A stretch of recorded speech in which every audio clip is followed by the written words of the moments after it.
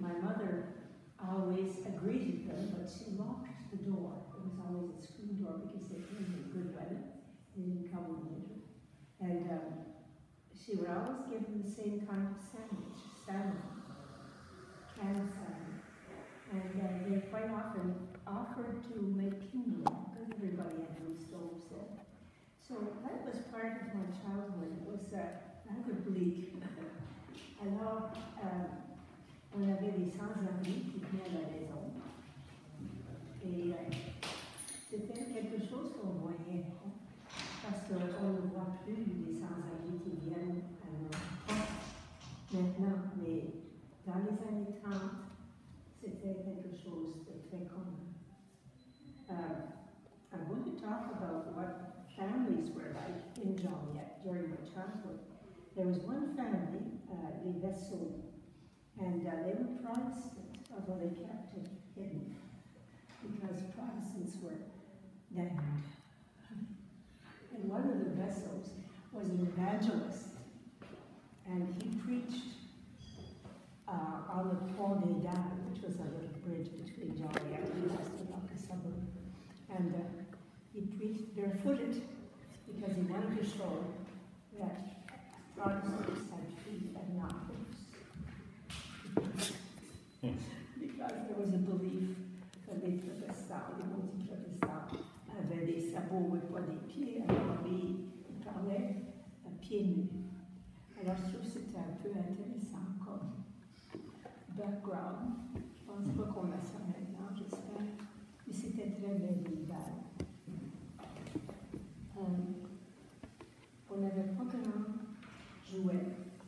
Mon frère et moi, on s'amusait avec des miroirs que ma mère nous donnait, et on marchait partout dans la maison, imaginant qu'on marchait sur le plafond, parce qu'on voyait le plafond, et puis c'était le fun. Alors, on trouvait des façons de s'amuser. Et mon père was taking a course in drafting, because he helped people who patented inventions. And this was now during the war, and there were a lot of people that came to the door. And he had made himself a drafting table in and he would give my brother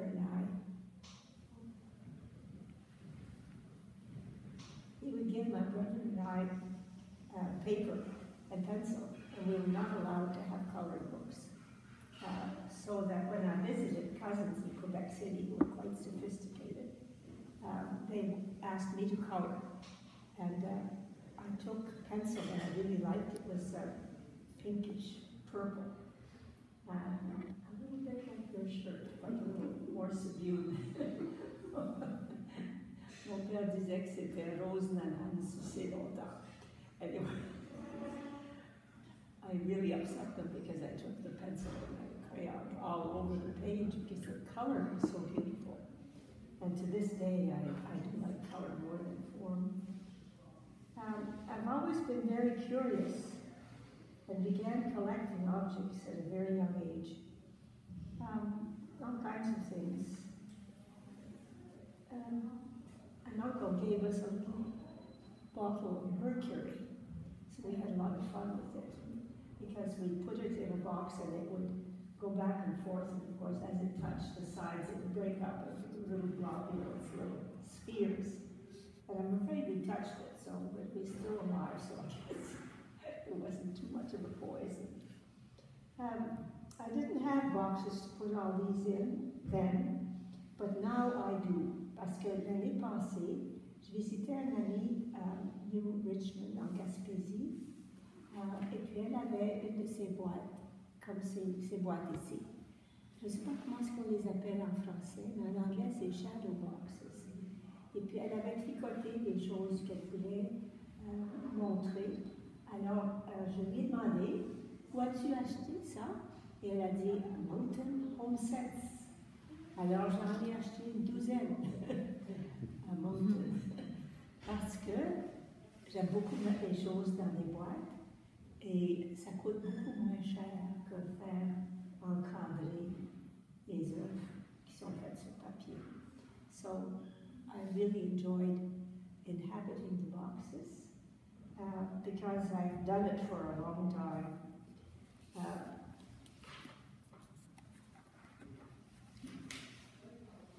I'm not sure why I do it.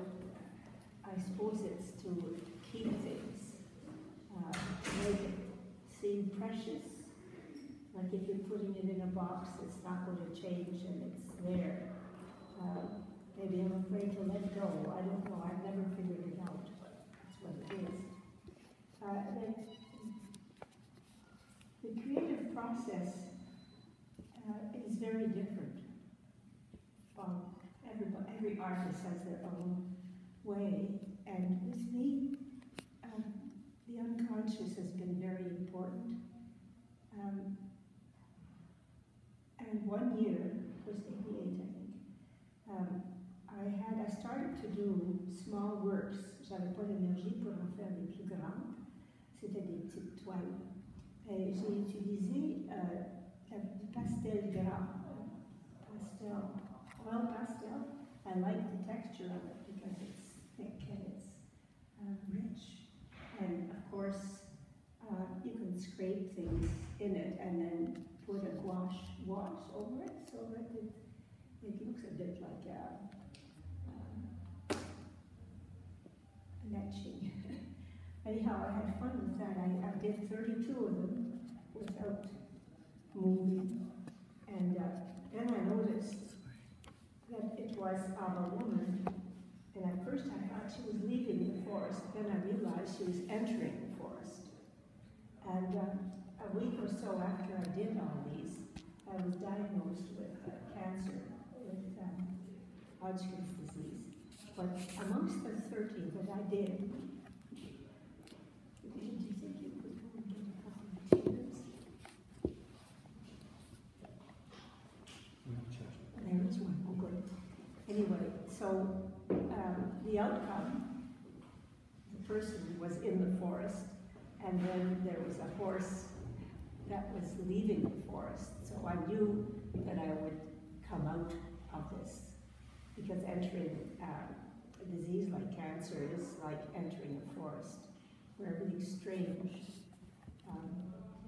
Alors ça, c'était une façon de créer des choses, c'était des idées qui sont venues, je ne sais pas d'où, et ça vient, puis on les met sur papier. C'était une chose. J'ai eu la chance, I had really luck, because I have so many good friends, and one of them is a writer called Elizabeth Blanchard, and she comes into my studio before I have a show, and she asks me questions, and some of the questions make me realize that there's a lot more to it that I hadn't seen. C'est elle qui vient dans mon atelier, puis ça fait 6 ans maintenant qu'elle le fait. Elle l'a fait pour cette exposition aussi. Et Monique Arsenault le traduit en français. Et on a un étudiant ici qui s'appelle Alexandre. Je pense qu'il était français, sa traduction était tellement belle. Mais il vient de Batteuche, je pense. Ou Batteuche, j'oublie. Mais il est en 3e année à l'université pour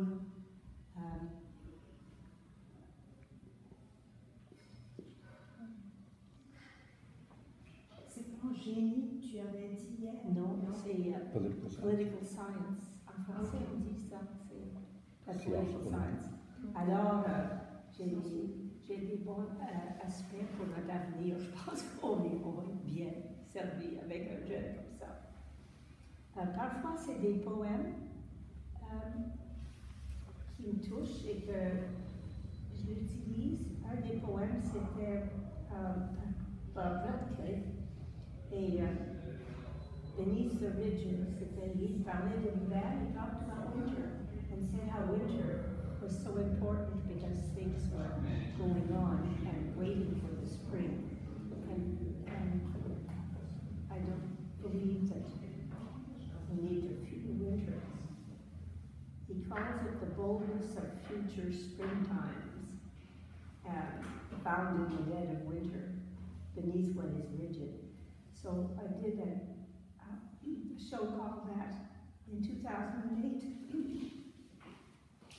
And in 2010, I'm just talking about the different creative processes for an artist. Sometimes it's a poem, and other times, one year, it was reading the book Dark Age Ahead, Danger by Jane Jacobs. I don't know if you read it, but it's pretty dismal. She was talking about our whole society is crumbling, but at the end she said, we don't give up because we're singing, we have song.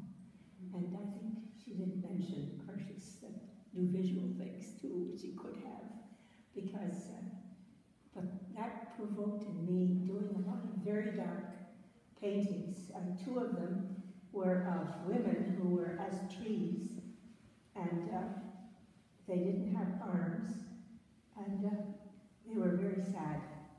And in the background were cutouts from newspapers of man's horror that they do to each other. But that didn't last too long. We can't stay down in the depths forever.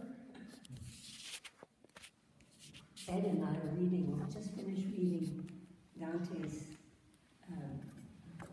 Divine Comedy. We spent a lot of the time in hell. It was the most interesting part. Yes, it was.